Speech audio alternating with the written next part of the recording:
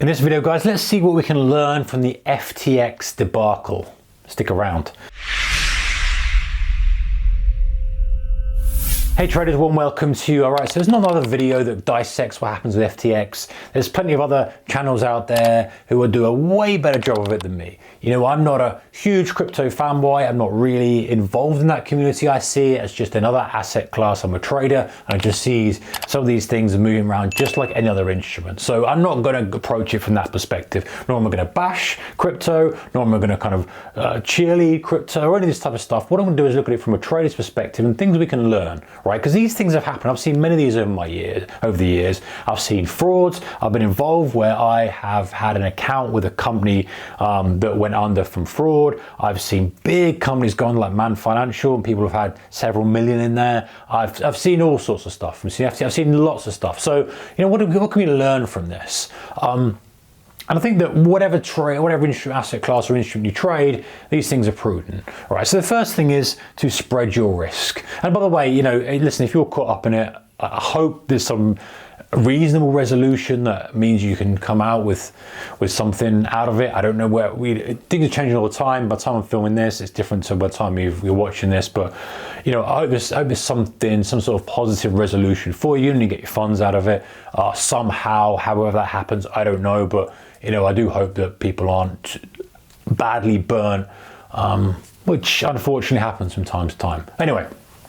Spread your risk. Number one, spread your risk. I think wherever you're trading, it just makes sense to have a few different brokers. Now, okay, I'm going to say some things in here that might not be relevant to FTX, but they're relevant from a trading perspective. So it's good to have multiple different brokers, not only from a perspective of if a broker goes bust or, you know, there's something going on, but also if the broker goes down, you're trading with them, you can hedge yourself with another broker. Like if you're trading S&P futures and all of a sudden the broker goes down, you ring them up, you can't get through, whatever happens, you're like, hey, I've got 25 lots long here. What am I going to do? And if you can't get through to them, you're stuck in that position.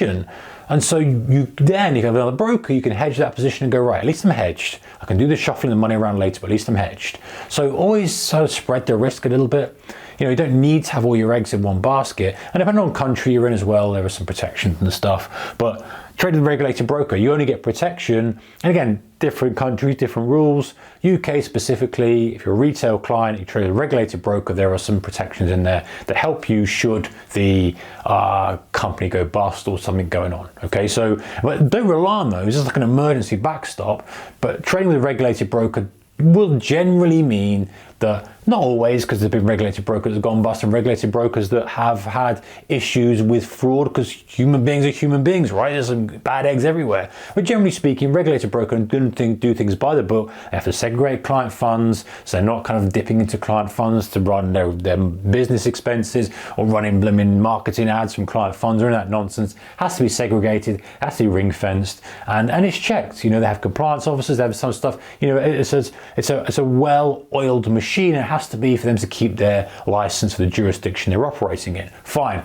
Unregulated brokers, they don't have any of those rules. And so they can dip in and go, and they might say, hey, here we segregate client funds, but they're not obliged to. Now, I think actually they're probably breaking the law, depending on where they're operating as well. It could be operating anywhere. So, you know, look for the regulated broker. Look just to make sure that, you know, they are regulated, have longevity, look at customer reviews, kind of that could be gamed and stuff, but just try and do a bit of due diligence. But if you've got a small amount of money in there, it's not so bad. But if you start piling all your money in there, then you're really at risk from something going wrong. I think there's another one, when there's smoke, get out. You know, when there's smoke, get out. So keep your eye on the ball in terms of, you know, what the chatter is on social media about this company. And if in doubt, pull your funds and wait. And you can always dip them back in if you want to, but you want to be first out the door rather than last, because last people out the door aren't getting anything. The door is shut when you try and get out, and everyone's trying to get out is shut. So if you hear something, and that's obviously not always can you hear this, and not always you're going to have it, but sometimes there's chatter. Sometimes you see on Twitter, you're like, oh, hang on a second, that's not that great. You know, what's going on here? And in which case, try and get your money out. You know, don't leave it in there and wait until there's actually an official announcement, because by that time it's too late. I know it's not always not always feasible. I understand that, but something to remember, and something I always think about. Number 4, only keep what you need to trade within your account. I think this is a great rule of thumb, not just from a protection perspective, but also from a trading perspective.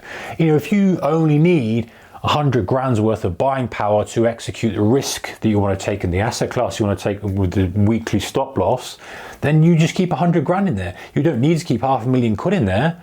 Like, okay, you can have that in a savings account, say, hey, this is my trading pot, but I'm only allocating 100K into my actual trading account to use as a tool, because I trade this size, I have this risk in the day, this risk in the week, this max amount of positions, so this is how much in the worst case scenario I will need. And you keep that in there.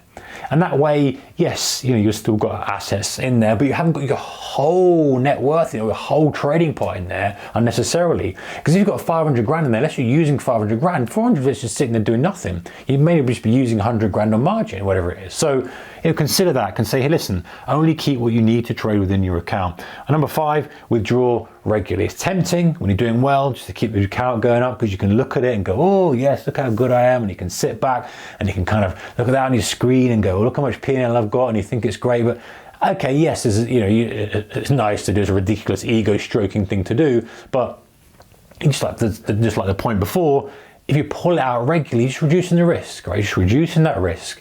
And as long as you've got enough to operate with, you don't need to have a massive amount of funds in there. You can always put money, listen guys, they are quick to take your money, right? You know the score now. You can shove money in via a card within instantly. So if you really say, well, I might miss an opportunity. If there's an opportunity, you can have money in there literally instantly. You don't need to have it in there resting. You could bring it out, push it back in when you need to. So leverage on that, just reduce the risk a little bit. And listen, chances of stuff going wrong are low. Okay, we don't see this very often, right? We don't see things going bang very often. It's a rarity, but it just makes sense to be prudent, because I know people who have been caught out in awful things and they're struggling for months and months and months to get back millions.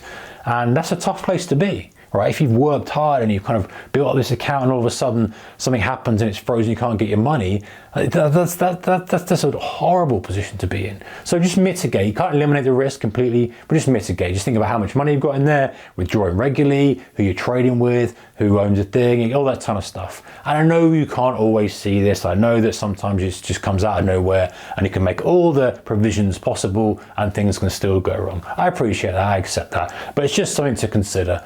Mitigating the risk, just like you might have a redundancy PC, or you might have the broker's phone number or speed dial if your internet goes down. It's just prudent to kind of be aware of where your additional risks are. Just like you're looking for the risk in the trade, what's the risk in the broker going bust? How can I mitigate that? What's the risk in my internet going down? How can I mitigate that? What's the risk in my PC giving the blue screen of death? All these types of things. And just understanding, okay, is my safety net? Is that okay? Okay, let me operate, because you just want to forget about all those things.